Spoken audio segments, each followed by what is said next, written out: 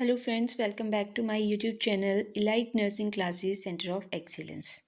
I hope you all are doing well. So friends, last class में हमने start किया था cardiovascular disorders. So cardiovascular disorder में हम कर रहे हैं question number 608. So our question is a client is wearing continue cardiac monitor which begins to sound its alarm. The nurse sees no electrocardiographic complexes on the screen, which is the priority nursing action. So हमसे question में पूछा गया है कि cardiac monitor पे patient है and monitor suddenly sound करना start हो गया. ठीक है, अलार्म साउंड स्टार्ट होगी. नर्स ने ईसीजी देखी तो कोई भी कॉम्प्लेक्स स्क्रीन पे नहीं थे. सो ऐसे टाइम पे हमारी प्रायोरिटी नर्सिंग क्या होगी? सो आपको ये चीज़ पता होनी चाहिए, जब भी कोई पेशेंट कार्डिक मॉनिटर पे है और कोई भी कॉम्प्लेक्स स्क्रीन पे शो नहीं हो रहे हैं, सो ये इंडिकेट करता है वेंट्रिकुलर एसिस्टोल को या तो इलेक्ट्रोड डिस्प्लेसमेंट को. सो ये दो चीज़ें हो सकती हैं, या तो वेंट्रिकुलर एसिस्टोल हो सकता है या ईसीजी इलेक्ट्रोड्स डिस्प्लेसमेंट हो सकती है. सो एक्यूरेट असेसमेंट के लिए हमने क्या करना है, हमने पेशेंट को आइडेंटिफाई करना है, चेक करना है क्लाइंट का status. Appropriate intervention, first intervention हमारी यही होगी कि सबसे पहले हमने पेशेंट की कंडीशन देखनी है, पेशेंट का स्टेटस देखना है. On the basis of the patient status हम ये आइडेंटिफाई कर सकते हैं कि पेशेंट को वेंट्रिकुलर एसिस्टोल है या इलेक्ट्रोड डिस्प्लेसमेंट हो गई है. So our option is call a code.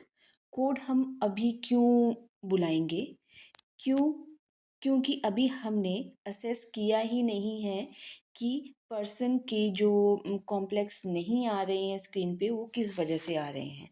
ठीक है, तो ये जो कॉल अ कोड ये हमारा बाद का काम है. So first option is incorrect.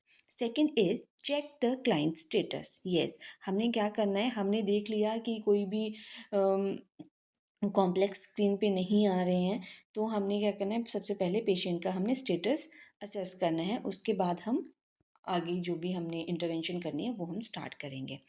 Call the health care provider. Call अगर कॉम्प्लेक्सेस डिस्प्लेसमेंट की वजह से नहीं आ रहे हैं तो उसमें हमें हेल्थ केयर प्रोवाइडर को बुलाने की कोई ज़रूरत नहीं है. सो सबसे पहले हमारा क्या काम होगा, सबसे पहले हमने आइडेंटिफाई करना है कि रीज़न क्या है कॉम्प्लेक्सेस का स्क्रीन पे ना आने का. राइट. सो हमने देख लिया वेंट्रिकुलर सिस्टोल है या तो इलेक्ट्रोकार्डियोग्राफिक इलेक्ट्रोड्स डिस्प्लेसमेंट है. तो सबसे पहले हमने क्या किया, चेक किया क्लाइंट का status. Document the lack of complexes. Document हम क्यों करेंगे, डॉक्यूमेंट हम करेंगे बाद में करेंगे, क्या रीज़न था. ठीक है, तो ये इस ऑप्शन में इसमें ये सेकेंडरी असेसमेंट में आएंगी ये चीज़ें कि हमने कोड कॉल करना है, कोड को कॉल करना है हेल्थ केयर प्रोवाइडर को, डॉक्यूमेंट करने हैं हमने फाइंडिंग्स. तो ये हमारे सेकेंडरी असेसमेंट में आता है, सेकेंडरी इंटरवेंशन में आएगा हमारा. जो हमारी प्रायोरिटी नर्सिंग एक्शन होगा वो क्या होगा कि हमने चेक करना है क्लाइंट का status. So next question is 609. The nurse is watching the cardiac monitor and notice that a client rhythm suddenly changes. There are no P wave, the QRS complexes are wide, and the ventricular rate is regular but more than 140 beat per minute. The nurse determined that the client is experiencing which dysarrhythmia. So हमसे question में पूछा गया है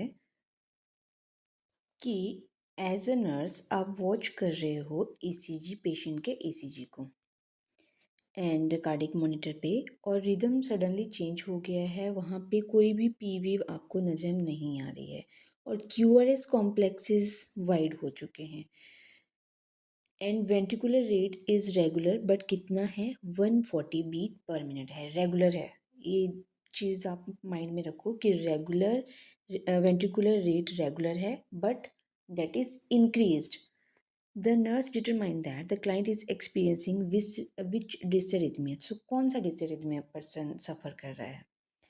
so sinus tachycardia. So sinus tachycardia, इस option को हम सबसे पहले एलिमिनेट करेंगे। क्यों करेंगे? बिकॉज हमें क्वेश्चन में बोला गया है there is no P wave. जो साइनस टेकिकार्डिया होता है उसमें नॉर्मली पी वेव होती है, बट इसमें जो हार्ट रेट है that will be increase, but इसमें पी वेव प्रेजेंट होगी। So next is the ventricular fibrillation. So ventricular fibrillation में भी जो हार्ट रेट है that is more than 300 beat per minute होता है, और इसमें जो हार्ट कॉन्ट्रैक्ट करता है वेरी रैपिडली और अनकंट्रोल्ड मैनर में ये बीट करता है, राइट। सो आप इसमें इमेज में भी देख रहे होंगे, ये इमेज है, इमेज में आप देख रहे होंगे कि इसमें वेंट्रिकुलर फिब्रिलेशन में क्या है, जिग जैग करके आपको इसकी वेव्स आपको दिखाई देंगी, राइट। सो इसमें जो रिदम होगा वो क्या होगा, वो जिग जैग फॉर्म में होगा, ठीक है। तो मतलब सडनली बहुत फास्ट हार्ट बीट कर रहा है, तो उसकी वजह से कोई भी वेव वहाँ पे आपको ढंग से नज़र नहीं आएगी। सो वेंट्रिकुलर फिब्रिलेशन भी नहीं होगा। So next is the ventricular tachycardia. So second image में आप देखिए वेंट्रिकुलर टेकिकार्डिया। सो वेंट्रिकुलर टेकिकार्डिया में क्या है, नॉर्मल ईसीजी आ रहा है and ventricular tachycardia. So ventricular tachycardia में ही इसमें आप देख पा रहे होंगे नॉर्मल ईसीजी में क्या है, और जो वेंट्रिकुलर टैकीकार्डिया है इसमें क्या है। इसमें आपको पी वेव तो आपको बिल्कुल भी नहीं दिख रही है, और जो क्यू आर एस कॉम्प्लेक्सेस हैं, एक बार आप जो क्यू आर एस कॉम्प्लेक्सेस हैं ये बहुत ज़्यादा वाइड है, आप देख पा रहे होंगे इमेज में। सो इस जो हमसे क्वेश्चन में पूछा गया है, तो इसके थ्रू हमें ये इंडिकेट कर रहा है कि ये क्या है, ये वेंट्रिकुलर टैकीकार्डिया है, right. So next is the pre mature ventricular contraction. So pre mature ventricular contraction में क्या आएगा, इसमें प्री मैच्योर एक तो वेव्स आएंगी, और बिजारे शेप की क्यूआरएस कॉम्प्लेक्स आएंगे, और लॉन्ग इंटरवल होगा, कईयों में लॉन्ग होगा कईयों में शॉर्ट होगा। मीन्स इसमें आप कुछ वो नहीं कर सकते कि प्री मैच्योर कॉन्ट्रैक्शन हो रही हैं, ठीक है, प्री मैच्योर कॉन्ट्रैक्शन होंगी, तो उसकी वजह से जो आपका ईसीजी है, ईसीजी में आपके ये चेंजेस आएंगे, राइट। ये लास्ट वन जो इमेज है ये है आपके प्री मैच्योर वेंट्रिकुलर कॉन्ट्रैक्शन की, प्री मैच्योर वेंट्रिकुलर कॉन्ट्रैक्शन की इमेज है, ठीक है। तो इसको आप देख सकते हो कि इसमें पी वे भी है, ठीक है, बट जो इनका गैप है बिटवीन द कॉन्ट्रैक्शन वो कई वेव्स में कम है कईयों में ज़्यादा है, तो वो प्री मैच्योर क्या हो रही है, प्री मैच्योर कॉन्ट्रैक्शन हो रही है, तो ये इसकी वजह से होगा, राइट। सो आपको ईसीजी में डिफरेंस पता चल गया होगा कि साइनस टेकिकार्डिया में क्या होगा, नॉर्मल हमारा रिदम रहता है, बट इसमें क्या है, वेंट्रिकुलर जो रेट होगा वो रेगुलर ही रहेगा, और इसमें जो हार्ट रेट है वो ही सिर्फ इंक्रीज होगी। मीन्स इसमें पी वेव भी होगी और क्यूआरएस कॉम्प्लेक्सेस भी होंगे, बट वो जल्दी जल्दी बीट करेंगे। Next is the ventricular fibrillation. So fibrillation में फिब्रिलेटरी वेव्स आएंगी। फिब्रिलेशन मीन्स जल्दी जल्दी बीट कर रहा है, जल्दी जल्दी कॉन्ट्रैक्शंस हो रही हैं, तो जब जल्दी जल्दी कॉन्ट्रैक्शंस हो रही हैं तब आप आइडेंटिफाई नहीं कर पाओगे कि कौन सी वेव कौन सी है, कहाँ जा रही है, ठीक है। तो इसमें जिग जैग में वेव्स आएंगी। Next is the ventricular tachycardia. So ventricular tachycardia में क्या आएगा कि इसमें पी वेव नहीं आएगी, और जो क्यूआरएस कॉम्प्लेक्सेस हैं वो वाइड होंगे, right. And premature ventricular contraction, pre mature ventricular contraction में क्या होगा कि प्री मेच्योरली और बिजारे शेप का क्यूआरएस कॉम्प्लेक्स होगा, और वो लॉन्ग इंटरवल में भी हो सकता है और शॉर्ट इंटरवल में भी हो सकता है। सो मैं आपको एक ईसीजी की बात बताती हूँ। ये जो हमारा नॉर्मल ईसीजी है, इसके थ्रू आप देख सकते हो ये है हमारा नॉर्मल ईसीजी, राइट। ये नॉर्मल ईसीजी है। तो इसमें आप देखोगे जो हमारी पी वेव है, राइट, पी वेव हमें इंडिकेट करती है आर्टियल सिस्टोल, ठीक है, आर्टियल सिस्टोल हमें बताती है पी वेव, राइट। और जो क्यूआरएस कॉम्प्लेक्सेस हैं ये हमें बताते हैं वेंट्रिकुलर सिस्टोल, राइट। सो जो ये सेकंड वाला है QRS कॉम्प्लेक्स, ये क्या हुआ, वेंट्रिकुलर सिस्टोल। और जो टी वेव है वो हमें शो करती है वेंट्रिकुलर डायस्टोल। सो इसमें हमसे बोला गया था कि पी वेव नहीं है, QRS कॉम्प्लेक्सेस वाइड है, तो हमने क्या बोला कि इसको वेंट्रिकुलर टैकीकार्डिया है। तो वेंट्रिकुलर टैकीकार्डिया में हार्ट रेट क्या हो रहा है, इंक्रीज हो रहा है, जल्दी जल्दी हार्ट पंप कर रहा है, कॉन्ट्रैक्शन फास्ट हो रही है। तो उसकी वजह से क्या होता है, जो पी वेव होती है वो मिक्स हो जाती है QRS के साथ, और जो QRS है वो वाइड हो जाता है, राइट। सो ये हो गया हमारा question number 609। Next is the question number 6010. A client has frequent burst of ventricular tachycardia on the cardiac monitor. What should the nurse be most concerned about with this dysarrhythmia? So हमसे question में पूछा गया है, client client has frequent bursts of ventricular tachycardia, right? Ventricular tachycardia है, and on the cardiac monitor, what should the nurse be most concerned about with this dysarrhythmia? तो कौन सी डिसरिथमिया से वो कंसर्न होंगी? So ventricular tachycardia is a life threatening dysrhythmia है। So life threatening से हम इसको कनेक्ट करेंगे कि और क्या लाइफ थ्रेटनिंग हो सकती है। तो जैसे हमने लास्ट क्वेश्चन में देखा था कि वेंट्रिकुलर टेकिकार्डिया में क्या था, 140 beat per minute heart rate था। तो वो और ज़्यादा इंक्रीज़ हो सकता है, जिसकी वजह से क्या हो सकता है, पर्सन को और ज़्यादा लाइफ थ्रेटनिंग कॉम्प्लिकेशंस हो सकती हैं। सो वेंट्रिकुलर टैकीकार्डिया कभी भी कन्वर्ट हो सकता है, डिटेरिएट हो सकता है इनटू द वेंट्रिकुलर फिब्रिलेशन में। सो फिब्रिलेशन में लास्ट मैंने आपको क्वेश्चन में बताया था, फिब्रिलेशन में ECG में क्या चेंजेस आएंगे, कि फिब्रिलेशन में कि हार्ट रेट उसमें more than 300 beat per minute हो जाएगा, और हार्ट बहुत जल्दी जल्दी कॉन्ट्रैक्ट करना स्टार्ट करेगा और अनकंट्रोल मैनर में स्टार्ट करेगा, ठीक है। सो करेक्ट ऑप्शन आंसर आएगा इसमें, it can develop into the ventricular fibrillation. So first option ही हमारा ये है। एंड सेकंड है, it is almost impossible to convert a normal rhythm. Impossible word यहाँ पे यूज़ हो गया, तो ये ऑप्शन तो बिल्कुल गलत है। It is uncomfortable for the client giving a sense of impending doom. नहीं, नो, तो इसमें पर्सन को sense of impending doom frequently वो एक्सपीरियंस करेगा, तो ये भी ऑप्शन इनकरेक्ट है। It produce a high cardiac output, no, high नहीं होगा, लो कार्डिक आउटपुट इसमें आएगी, राइट। सो मूव करते हैं नेक्स्ट क्वेश्चन की तरफ। Question number 611। A client is having frequent premature ventricular contraction, the nurse should place priority on assessment of which item. So client है, उसको प्री मेच्योर वेंट्रिकुलर कॉन्ट्रैक्शन है, and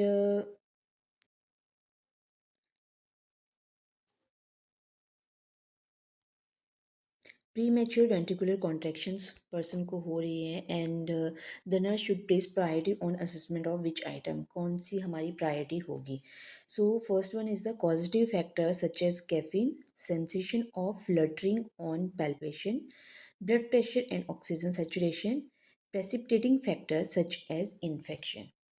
so जब heart contraction होती है, normally जब heart contract करता है तो उसकी वजह से नॉर्मल हमारा हार्ट रेट होगा, ऑक्सीजन सेचुरेशन नॉर्मल होगी, ब्लड प्रेशर हमारा नॉर्मल होता है। तो जब प्री मेच्योर वेंट्रिकुलर कॉन्ट्रैक्शन होती हैं तो उसमें क्या होता है कि 2-3 कॉन्ट्रैक्शन तो नॉर्मल होंगे, बट एक कॉन्ट्रैक्शन क्या होगी, स्किप हो जाएगी, ठीक है। तो जब वो जो एक कॉन्ट्रैक्शन स्किप होगी, उसकी वजह से क्या होगा, ब्लड प्रेशर हो गया, ब्लड प्रेशर में चेंजेस आएंगे, एंड ऑक्सीजन सेचुरेशन में चेंजेस आएंगे, एंड सर्कुलेशन डिक्रीज होगी, और हार्ट रेट में भी चेंजेस आएंगे।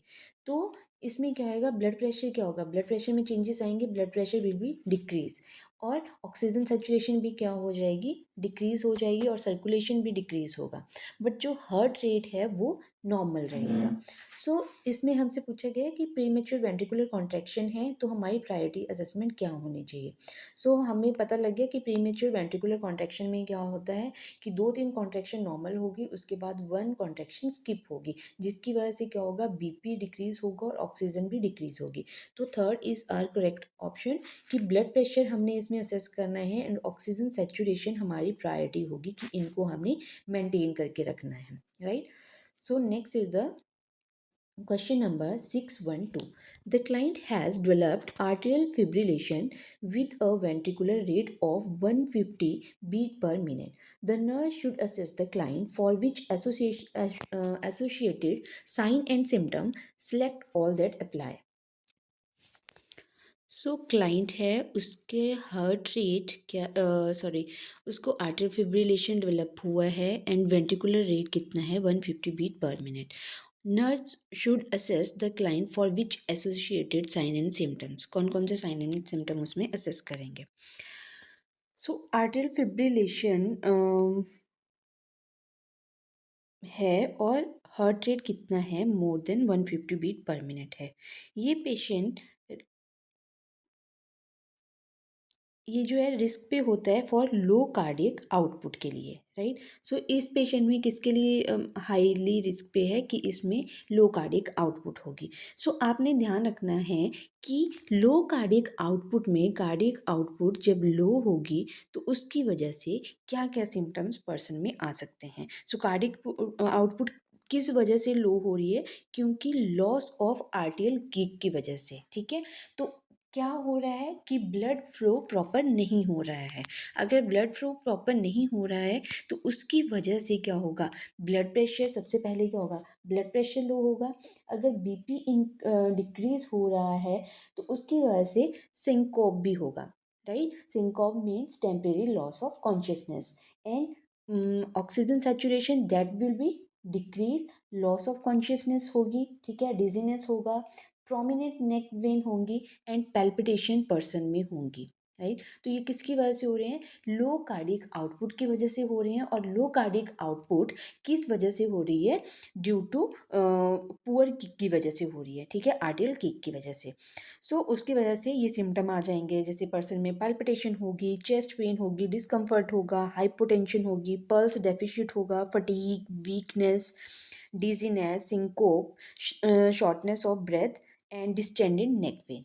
सो ऑप्शन की तरफ चलते हैं. सिंकोप यस होगा, डिजीनेस भी पर्सन में होगा, पैल्पिटेशन भी पर्सन में होगा, हाइपरटेंशन पर्सन में नहीं होगी, इसमें हाइपोटेंशन पर्सन में होगी, ठीक है. And flat neck vein, flat neck vein नहीं होगी, डिस्टेंडेड नेक वेन होगी. Flat neck vein is the normal finding. So हमारे option number 1, 2 and 3 are the correct answer. So next question है क्वेश्चन नंबर 613.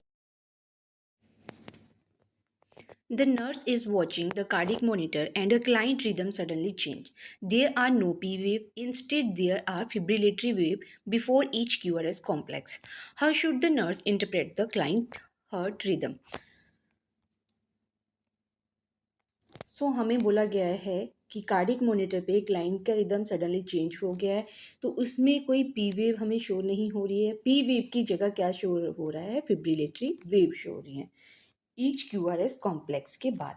सो Q R S complex हमारा normal है, but there is no P wave. P wave की जगह क्या है, फिब्रिलेटरी waves हैं. सो हमने लास्ट क्वेश्चन में हमने क्या पढ़ा था, हमने पढ़ा था वेंट्रिकुलर टैकीकार्डिया के बारे में. सो वेंट्रिकुलर टैकीकार्डिया में भी क्या था, there is no P wave and QRS complex क्या थे, वाइड थे. सो क्यूआरएस कॉम्प्लेक्स इसमें वाइड है, बट इसमें क्यूआरएस कॉम्प्लेक्स नॉर्मल है. पी वेव की जगह क्या है, फिब्रिलेटरी वेव है. तो ये वेंट्रिकुलर टैकीकार्डिया तो नहीं होगा, ना ही ये वेंट्रिकुलर फिब्रिलेशन होगी, राइट. सो मैंने आपको पहले बताया है कि पी वेव इंडिकेट करती है arterial systole, Q R S ventricular systole and T wave indicate करती है वेंट्रिकुलर डायस्टोल. सो पी वेव यहाँ पे जो चेंजेस आ रहे हैं वो कहाँ आ रहे हैं, पी वेव पे। So P wave means arterial systole, means artery में फिर प्रॉब्लम हो रही है। तो आर्टरी की जगह क्या, सॉरी, पी वेव की जगह क्या है, फिब्रिलेटरी वेव है। जो फिब्रिलेशन हो रही है मीन्स कि हार्ट की कॉन्ट्रैक्शन जो है वो फास्ट हो रही है in the area of arteries, like so artery. So ये क्या इंडिकेट कर रहा है हमें, arterial fibrillation. So sinus tachycardia तो ये नहीं होगा, राइट। वेंट्रिकुलर फिब्रिलेशन भी नहीं होगा। लास्ट क्वेश्चन में हमारा क्लियर हो गया था वेंट्रिकुलर फिब्रिलेशन क्या होता है एंड वेंट्रिकुलर टैकीकार्डिया क्या होता है। ये तीनों हमारे लास्ट क्वेश्चन में क्लियर हैं। सो हमारा करेक्ट ऑप्शन क्या आएगा, आर्टरियल फिब्रिलेशन, क्योंकि यहाँ पे पी वेव अफेक्ट हो रही है। पी वेव यहाँ पे एब्सेंट है और पी वेव की जगह क्या है, फिब्रिलेटरी वेव्स हैं। सो फिब्रिलेटरी वेव्स इसकी जगह पे हैं, पी वेव की जगह पे फिब्रिलेटरी। और जो फिब्रिलेटरी वेव्स हैं वो क्या इंडिकेट कर रही है, फिब्रिलेशन इंडिकेट कर रही है पी वेव पे, पी वेव की fibrillation, right. So P wave की फिब्रिलेशन का क्या मतलब है कि P wave means arterial fibrillation, ठीक है। सो ये हो गया हमारा question number 613। Next question is question number 614। The nurse is assisting to defibrillating a client in ventricular fibrillation. After placing the pad on the client chest and before discharging the device, which intervention is a priority? तो question में पूछा गया है कि nurse assist कर रही है client जिसको वेंट्रिकुलर फिब्रिलेशन है, उनको डिफिब्रिलेट कर रहे हैं। After placing the pad on the client chest, pad place कर दिए क्लाइंट की चेस्ट पे, and before discharging the device, which intervention is a priority. So क्या प्रायोरिटी होगी before discharging the device. So सबसे पहले क्या करेंगे हम, जब तक हमने डिफिब्रिलेटर को अटैच करना है और चार्ज करना है, क्लाइंट को हमने रिससिनेट करना है बाय यूजिंग सीपीआर, ठीक है। सीपीआर हमने करना है डिफिब्रिलेटर देने से पहले, जब तक हम उसको अटैच करें तब तक हमने सीपीआर देते रहना है। एंड जब डिफिब्रिलेटर को जब हम अटैच कर देंगे उसके बाद हमने ईसीजी चेक करनी है और उसके बाद हमने वेरीफाई करना है रिदम कि वो वेंट्रिकुलर फिब्रिलेशन है या पल्सलेस वेंट्रिकुलर टैकीकार्डिया है, राइट। तो सबसे पहले हमने क्या चेक करना है, हमने चेक करना है कि पर्सन को वेंट्रिकुलर फिब्रिलेशन हो रही है या पल्सलेस वेंट्रिकुलर टैकीकार्डिया है। और हमने सारी लीड्स चेक करनी है कि कोई लीड लूज़ तो नहीं है, कोई कनेक्शन लूज़ तो नहीं है।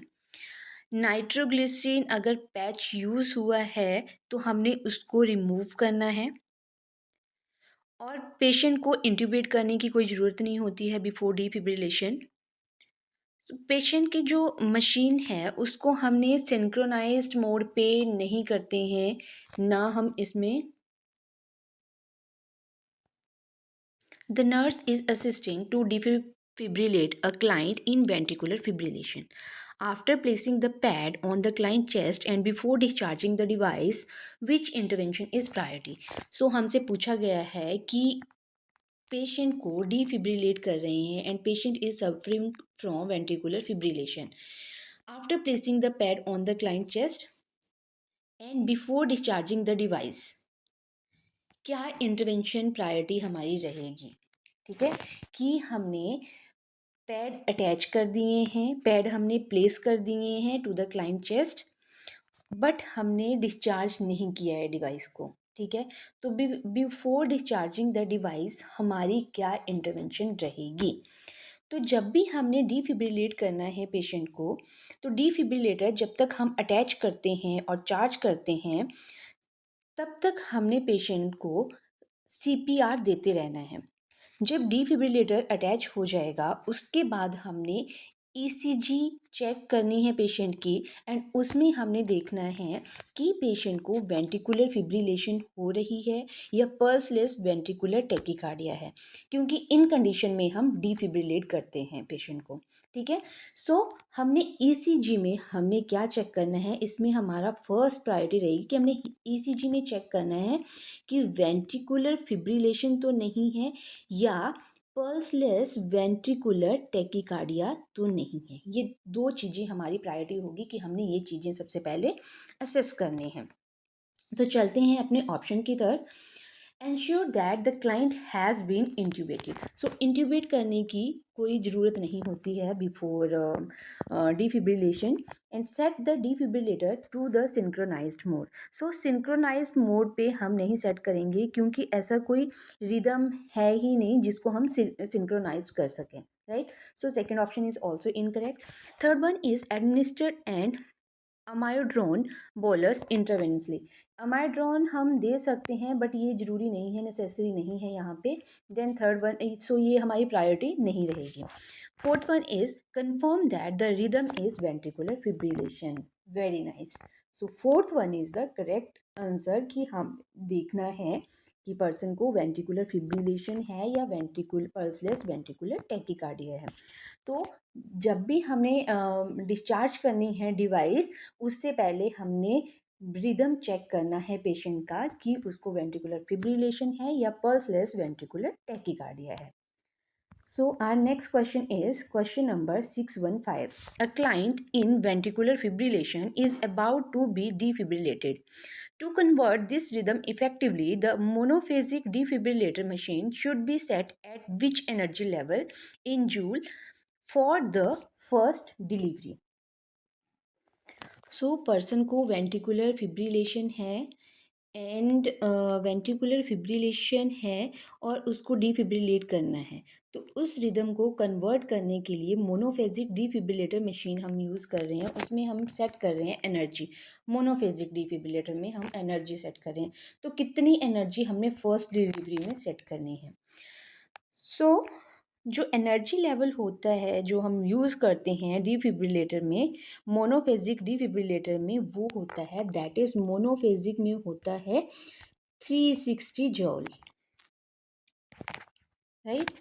और जो बायफेजिक होता है, बायफेजिक डिफिब्रिलेटर में होता है 120 टू 200 जूल एनर्जी हम डिलीवर करते हैं, राइट। सो ये चीज़ें तो आप लर्न ही करना, क्योंकि ये लर्न ही करनी पड़ेगी कि कितनी एनर्जी हम डिलीवर करते हैं।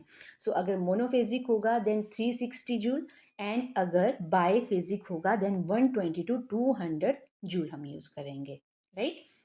So next question is, question number is 616. The nurse should evaluate that defibrillator of a client was not successful if which observation was made. So directly हमसे क्वेश्चन में ये पूछा गया है कि पेशेंट को इवेल्युएट करना है डिफिब्रिलेटर क्लाइंट को कि जो डिफिब्रिलेशन है वो सक्सेसफुल है। तो कौन से ऑब्जर्वेशन से हमें पता चलेगा कि डिफिब्रिलेशन वॉज सक्सेसफुल। सो जब भी हमने डिफिब्रिलेट करना है पेशेंट को, तो डिफिब्रिलेशन करने के बाद हमें पेशेंट की कॉन्टिन्यूस मॉनिटरिंग करनी होती है। ईसीजी रिदम हमें रेगुलर चेक करना होता है, हेमोडायनामिक स्टेटस हमें चेक करना होता है, न्यूरोलॉजिकल स्टेटस हमें चेक करना होता है। रेस्पिरेटरी एंड मेटाबॉलिक एसिडोसिस के लिए हमें चेक करना होता है, क्योंकि मेटाबॉलिक और रेस्पिरेटरी एसिडोसिस डेवलप हो सकते हैं ड्यूरिंग वेंट्रिकुलर फिब्रिलेशन, क्योंकि इसमें lack of respiratory and cardiac output होती है, राइट। सो इसलिए हमने respiratory acidosis and metabolic acidosis हमने असेस करते रहना है। सो ये क्या कॉज कर सकते हैं, ये चीज़ें कॉज करती हैं cerebral and cardiopulmonary complication cause कर सकते हैं। सो इसमें जो हमारा एक्यूरेट क्या स्टेटस होना चाहिए जब हम डिफिब्रिलेट करते हैं पेशेंट को, एयरवे पेटेंट होना चाहिए, ऑक्सीजन प्रॉपर होनी चाहिए, ब्लड प्रेशर प्रॉपर होना चाहिए and level of consciousness proper होना चाहिए। तो हमने ये चीज़ें ध्यान में रखनी है। सो लेवल ऑफ कॉन्शियसनेस तो मीन्स पर्सन अराउजल होना चाहिए, अराउजल स्टेटस होना चाहिए, एडुकेट ब्लड प्रेशर होना चाहिए एंड साइनस रिदम होना चाहिए। सो ये इंडिकेट करता है हमारा कि सक्सेसफुल रिस्पॉन्स है डिफिब्रिलेटर का। सो हमारा first option is non arousal arousable sinus rhythm, blood pressure 116 by 72 mmHg। So arousal है, साइनस रिदम भी है और ब्लड प्रेशर भी विद इन नॉर्मल रेंज है। So first option is correct option. Next is the non arousable. Non arousable तो हमारा होगा ही नहीं। Arousable mark bradycardia, no bradycardia क्यों होगा, हमारा साइनस रिदम होना चाहिए। नॉन अराउजेबल, फिर से non arousable, then this option is also incorrect. So our correct option is option number 1, arousable sinus rhythm, blood pressure within in normal range. सो जब भी हमने डिफिब्रिलेट करना है पेशेंट को तो उसको हमने ऑब्जर्व करते रहना है आफ्टर डिफिब्रिलेशन। उसका ईसीजी हमने ईसीजी रिदम हमने ऑब्जर्व करना है, हेमोडायनामिक हमने ऑब्जर्व करनी है एंड न्यूरोलॉजिकल स्टेटस हमने ऑब्जर्व करना है। हमारा फोकस क्या होना चाहिए, एयरवे पे, ऑक्सीजन पे, ब्लड प्रेशर पे एंड लेवल ऑफ कॉन्शियसनेस पे। So respiratory and metabolic acidosis इसमें पेशेंट में नॉर्मली हो सकता है क्योंकि इसमें lack of respiratory and cardiac output होती है, तो उसकी वजह से ये एसिडोसिस हो सकते हैं। तो इसमें सेरिब्रल एंड कार्डियोपल्मोनरी कॉम्प्लिकेशन भी हो सकती हैं। ये इस किसकी वजह से होंगी, ये एसिडोसिस की वजह से होंगे, राइट। सो हमारा मेन फोकस किस पे होगा, एक तो एयरवे पे होगा, राइट। एयरवे हो गया, ऑक्सीजन हो गया, ब्लड प्रेशर हो गया एंड लेवल ऑफ कॉन्शियसनेस हो गया। So friend, this is all about of today class. So next class में हम करेंगे next question and most probably tomorrow we will finish this unit cardiovascular system. उसके बाद हम स्टार्ट करेंगे cardiovascular system medication. So within 2 और 3 days हम वो भी कंप्लीट कर लेंगे, फिर हम नेक्स्ट यूनिट हम स्टार्ट करेंगे। जैसे आपको पता है कि अब GMCH चंडीगढ़ के फॉर्म भी रिलीज़ हो चुके हैं। सो उसमें भी आपकी काफ़ी वैकेंसीज़ हैं, तो उसके लिए भी आप तैयारी अपनी स्टार्ट करो। अगर अगर आपको किसी भी टॉपिक के बारे में कुछ पूछना हो जो हमने अभी तक कवर नहीं किया है, वो भी आप पूछ सकते हो, वो भी आप मुझे कमेंट करके बता सकते हो। वो टॉपिक हम पहले कवर कर लेंगे। Okay friends, thank you, bye bye. तो मिलते हैं नेक्स्ट क्लास में।